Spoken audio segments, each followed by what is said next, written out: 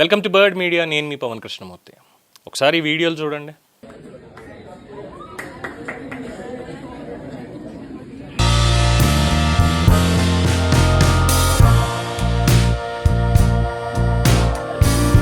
You bring me down for all to see, then switch it up and treat me right.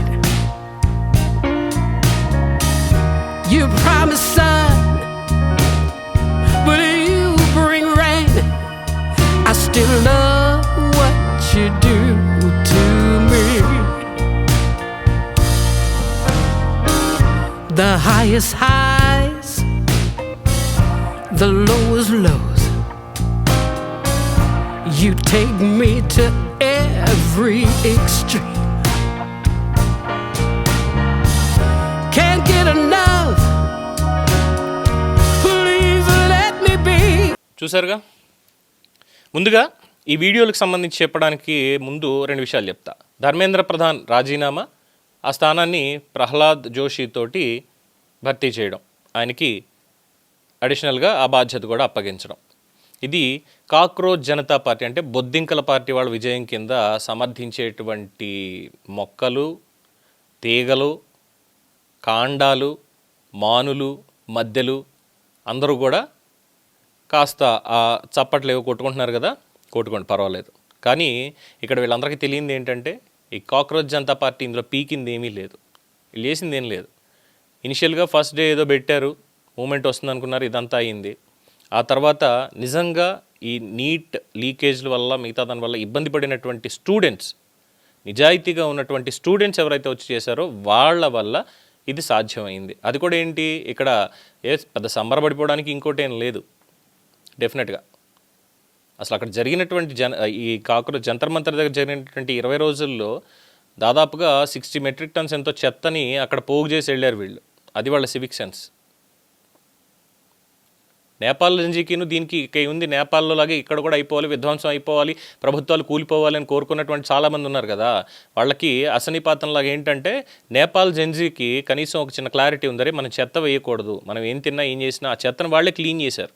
ఆ వీడియోలు కూడా నెట్లో circulate అవుతున్నాయి. కానీ ఇక్కడ వీళ్ళు చేసింది ఏంటంటే ఇష్టం వచ్చినట్టు తినడం, అక్కడ పడేయడం, అక్కడే సిగరెట్లు కాల్చడం, చేతిలో రాడ్లు, కత్తులు ఇవన్నీ తీసుకుని రావడం, పెప్పర్ స్ప్రేలు తీసుకొని రావడం, రాళ్లతో కొట్టడం, ఇవి చాలామంది చేశారు. But not the students.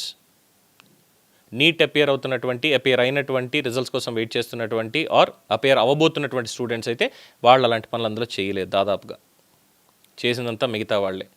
ఇన్స్టాగ్రామ్లో ఇంకేముంది మనకు వచ్చేస్తుందిలే అని చెప్పి సంఘ విద్రోహ శక్తులు కొన్ని అందులో యాడ్ అయ్యాయి.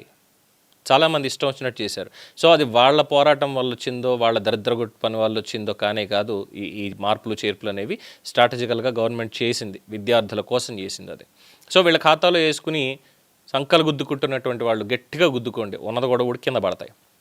సరే, పక్కన పెడితే హీరో దిప్కే, హీరోని ఏం చేయలేదు. ఇగో ఈ గంజాయి మొక్కలు ఇలాంటి వాళ్ళందరూ కూడా వాడిని హీరోని చేశారు. బట్ వాడు హీరో కాదు, వాడు పెద్ద డ్రామా ఆర్టిస్ట్. వీడియోలు చూసారుగా. స్టేజ్ మీదకి ఒక పోలీస్ కానిస్టేబుల్ని ఒక అఫీషియల్ని తీసుకెళ్ళి నేను ఇక్కడికిక్కడే రాజీనామా చేస్తున్నాను అని చెప్పించాడు. అదంతా బోగస్ అని వాళ్ళ ఆఫీసరే చాలా స్పష్టంగా చెప్పారు. ఏడాదైంది దాన్ని సస్పెండ్ చేసి పక్కన పడేసి విధుల నుంచి పూర్తిగా తీసేవాడిని నేను. మరి ఏం సాధిద్దామని ఇలాంటి డ్రామాలు ఆడిచ్చాడు.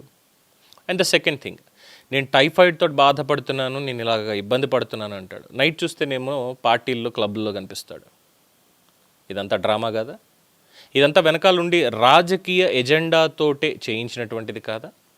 ఒక అన్రెస్ట్ క్రియేట్ చేయాలి అన్నటువంటి దాంతో డీప్ స్టేట్ తోటి మిక్స్ అయ్యి చేసినటువంటిది కాదా? అలాగే ఇంటెలిజెన్స్ వర్గాలు కూడా బయటపెట్టే బాగా విదేశీ హస్తం కూడా ఉంది దీని మీద, విదేశీ శక్తులు కూడా వస్తున్నాయి దీని మీద అని చెప్పని. ఈ మొత్తానికి వెనకాల ఇంకొక ఇంట్రెస్టింగ్ పాయింట్ ఉంది. నేను యాక్చువల్లీ డీటెయిల్స్ అన్ని కలెక్ట్ చేసుకుంటున్నాను, which will I present in next coming 2 to 3 days. FCRA 2.2.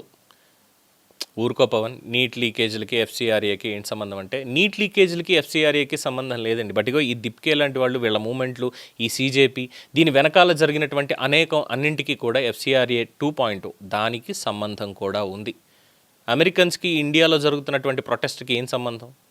Foreigners అక్కడికి వచ్చి వాళ్ళు మోడీని తిట్టడానికి, భారత ప్రభుత్వాన్ని తిట్టడానికి, పిల్లల్ని చంపేస్తున్నారు అనడానికి ఏంటి సంబంధం? ఇగో ఈ డ్రామా ఆర్టిస్ట్ గాడే, వీళ్ళ వెనకాల ఉన్నటువంటి వాళ్ళు. ఇంకా చాలామంది ఉన్నారు, ఒక్కొక్కళ్ళు బయటకు వస్తారు. త్వరలోనే వీళ్ళ అసలు మొహాలన్నీ తొలగించి కూర్చోబెడతారు. సో ఈ డ్రామా ఆర్టిస్ట్ వల్ల ఏదో అయిపోయింది, ఇదంతా జరిగిపోతుంది అనుకునేటువంటి వాళ్ళు, సంకలు గుద్దుకునేటువంటి వాళ్ళు జాగ్రత్తమ్మా. ఎందుకంటే పోలీసులు అక్కడ యూజ్ చేసినటువంటి టెక్నాలజీ దాంతో మొన్నటిదాకా రాళ్ళు ఇస్తున్నటువంటి వాళ్ళు ఈరోజు కాళ్ళు పట్టుకొని సార్ ప్లీజ్ సార్ అంటూ కాళ్ళు మొక్కుతున్నారు అక్కడ. అలాంటివి చాలా ఉన్నాయి, వస్తాయి, అన్నీ బయటకు వస్తాయి. సో ఈ డ్రామా ఆర్టిస్ట్కి ఏం చెప్పాలనేది మీకు తెలుసుగా, మీరు చెప్పండి. చూస్తూనే ఉండండి ది బర్డ్ మీడియా.